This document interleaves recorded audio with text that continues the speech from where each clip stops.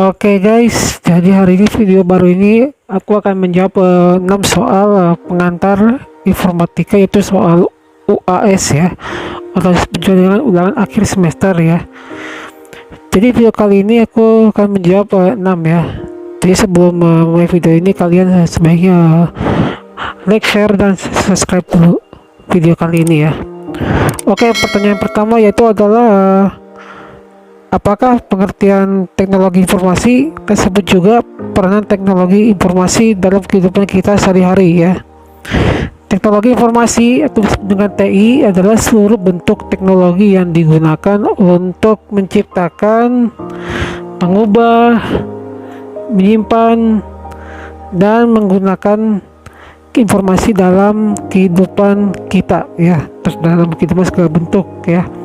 Peran teknologi informasi juga ini dalam kehidupan sehari-hari ya ada banyak ya, karena penggunaan teknologi informasi dan komunikasi ini bersifatnya revolusioner dan memiliki jangka panjang.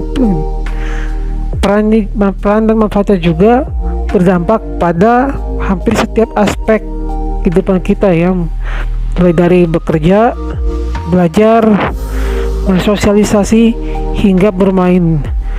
Peranan dan manfaat teknik informatika ini berdampak pada hampir setiap aspek kehidupan kita, mulai dari bekerja, belajar, bersosialisasi, hingga juga bermain ya. Sekarang itu di era digital itu telah mengubah cara kita untuk berkomunikasi, berjejaring sosial, mencari bantuan, mengakses informasi, dan juga belajar. Oke, itu pertanyaan nomor 1 dan jawabannya.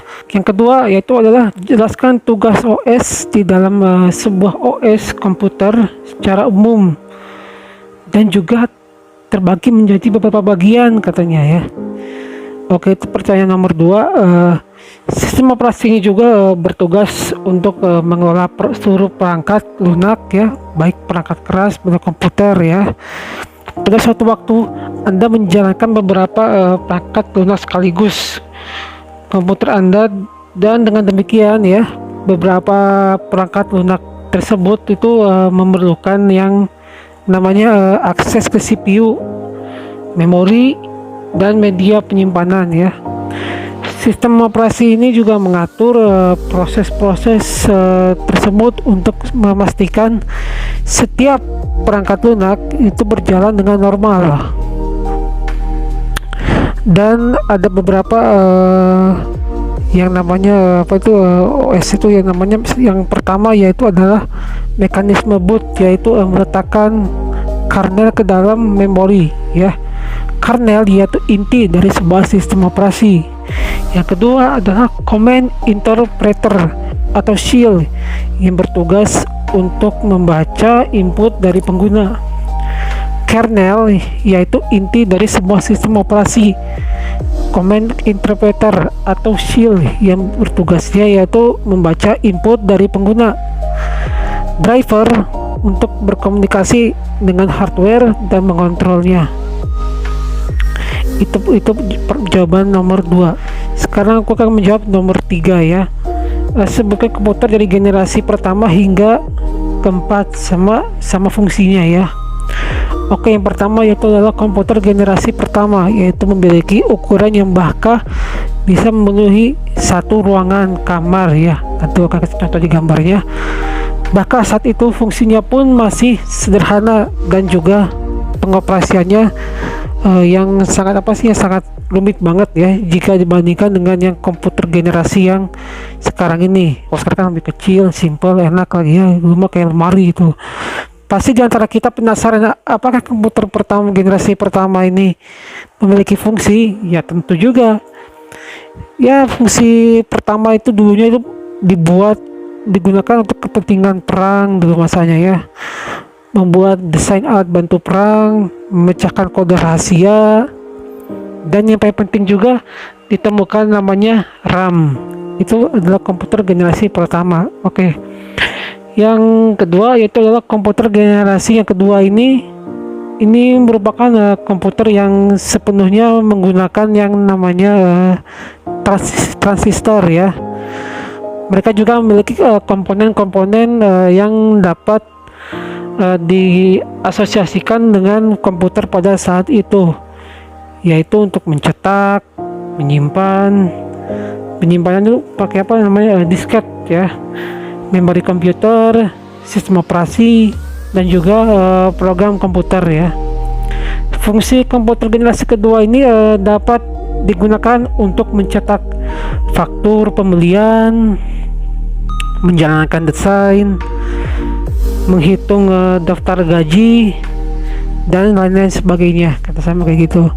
Nah, katakannya jika hampir seluruh perusahaan bisnis besar pada tahun 1965 menggunakan komputer untuk memproses informasi keuangan. Komputer juga penting pada masanya ini, yaitu adalah IBM 1401. Itu adalah komputer generasi kedua. Yang ketiga yaitu adalah generasi ketiga dari komputer. Itu merupakan komputer yang diciptakan pada tahun 1964 hingga 1970. Komputer generasi ketiga ini dicirikan dengan menggunakan integrated circuit atau disingkat dengan IC yang menggabungkan beberapa transistor di dalamnya. Hal ini juga menyebabkan komputer generasi ketiga ini memiliki ukuran yang jauh lebih kecil dari komputer generasi pertama.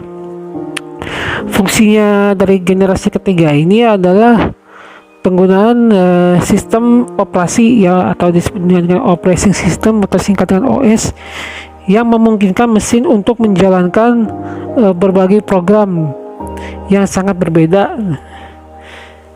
Nah, biasanya itu kan dengan sebuah program utama yang memonitor dan mengkoordinasikan memori komputer itu ya kayak gitu ya, program menjalankan gitu. Itu generasi yang ketiga.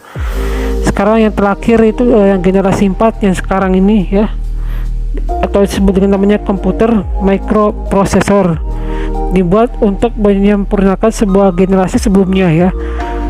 Momen sebelum generasi keempat muncul pada tahun 1971 silam, pada komputer generasi ini menggunakan chip sebagai komponen utamanya. Chip tersebut merupakan gabungan dari kumpulan integrated circuit atau disebut dengan namanya IC dan komponen listrik lainnya. Setelah IC ada muncul lagi namanya itu tujuan pengembang ya, atau developer biasanya ya. Komputer menjadi lebih jelas, yaitu mengecilkan ukuran sirkuit dan komponen-komponen elektronik. Hal itu juga ternyata juga mampu meningkatkan daya kerja, efisiensi, dan kendala komputer. Itulah komputer generasi 1 sampai 4. Oke, yang keempat itu kelebihan dan kekurangan marketplace yang Anda pilih ya. Jadi waktu sebelumnya itu kan saya pernah tuh mengupload video tentang marketplace asal Amerika Serikat ya, yaitu namanya eBay ya. Jadi aku kan memberikan sedikit kelemahan dan kekurangannya dari e-commerce tadi itu ya. Untuk kelebihan dari eBay ini terdapat konten eBay atau komunitas lain yang termasuk discussion boards, groups, answer center, chat rooms, dan review guides. eBay juga memiliki penawaran mobile yang sangat kuat, termasuk SMS alert, situs WAP, Java ME Client, dan aplikasi iPhone Apple tersebut tersedia di pasar. Tentu juga yang namanya Best of eBay, adalah situs khusus untuk mencari item yang paling tidak biasa di situs eBay ya. Pengguna dapat memilih dan mencalonkan pada daftar yang mereka temukan. Kayaknya yang kekurangannya dari eBay yaitu kita kan mau mencari apa ya, film yang kita suka atau judul film tersebut ya. Pada eBay itu agak sedikit membingungkan ya, karena eBay itu tidak menggolongkannya film ini pada formatnya, sehingga terjadinya namanya kayak berantakan gitu ya pada hasil pencarian tersebut ya. Terus yang kedua, pada situs ini ya, menurut orang-orang yang pernah membeli barang di situ, kalau saya belum pernah beli barangnya di eBay ya, belum pernah, katanya pernah namanya ketipu ya. Mungkin ini adalah alasan mengapa ya barang yang ditawarkannya si eBay itu lebih murah dibandingkan dengan Amazon ya. Banyak terdapat barang-barang yang kosong atau tidak ada, tetapi tetap ditawarkan pada pembeli, dan pada akhirnya pembeli akhirnya kayak tertipu gitu, kayak misalnya beberapa barang nggak sesuai dengan gambar gitu ya kayak gitu. Oke, pertanyaan nomor kelima yaitu adalah berikan contoh implementasi dari brainware, software, dan hardware ya. Ini kayak gini ya, kayak pasti udah tahu kan namanya hardware ya, yaitu adalah komponen pada komputer yang kita bisa dilihat secara kasat mata dan dapat juga disentuh secara fisik, kayak CPU, motherboard, power supply, keyboard, mouse, RAM, HDD atau SSD ya, VGA, CD-ROM, floppy disk atau compact disk, disingkat dengan namanya CD. Nah, itu adalah hardware. Nah, kalau software adalah kumpulan data elektronik yang disimpan dan diatur juga oleh komputer. Data elektronik yang disimpan ini komputer ini biasanya berupa program ya, yang programnya berguna untuk menjalankan sesuatu perintah.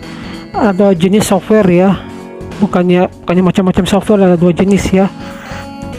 Yang pertama adalah software system ya, contohnya kayak OS, operation system, utility, bahasa pemrograman, itu namanya software system.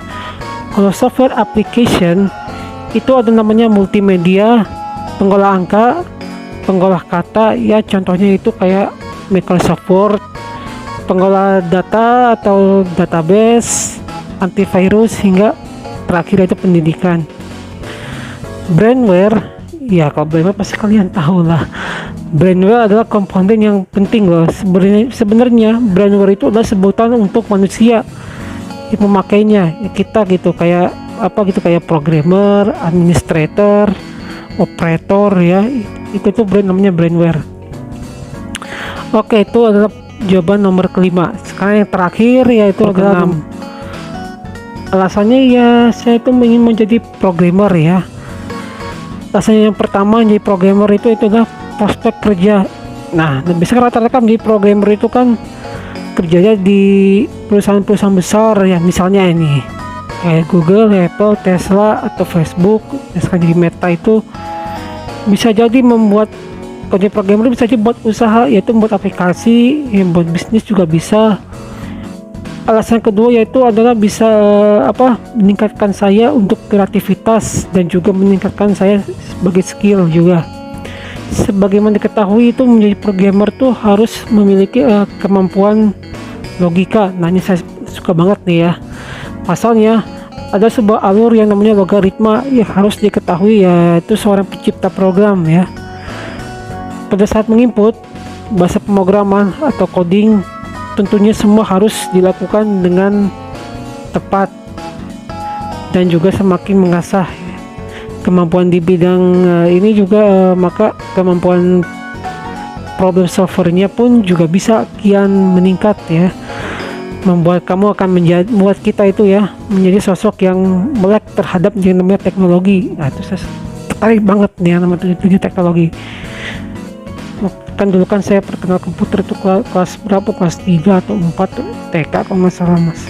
Sebagai diketahui kan teknologi saat ini semakin canggih, berkembang dengan cepat banget ya. Kecanggihan ini juga sudah pasti akan lebih banyak yang harus dipersiap, kayak sinteks, atau bahasa pemrograman tersebut juga lambat laun akan semakin diperbarui, diupdate. Jadi harus benar-benar paham dan kita tahu bahwa perkembangan itu agar tidak ketinggalan, kita harus mencari yang namanya inovasi ya. Jadi gitu, aku tertarik di pemrograman kayak gitu ya, itu bisa meningkatkan logika dan pikiran saya gitu. Oke, jadi segitu aja lah video dari aku ya, yang tentang menjawab 6 soal pengantar informatika ya. Jadi video kali ini aku akan tutup ya.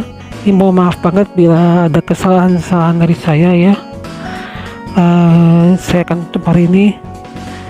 Jangan lupa juga like, share, dan subscribe, dan berikan juga ke teman-teman hari ini, atau enggak terserah kamu. Kalau misalnya like gak apa-apa, kalau dislike juga gak apa-apa kok, dislike mah. Oke, dari sekian saya terima kasih ya, bye.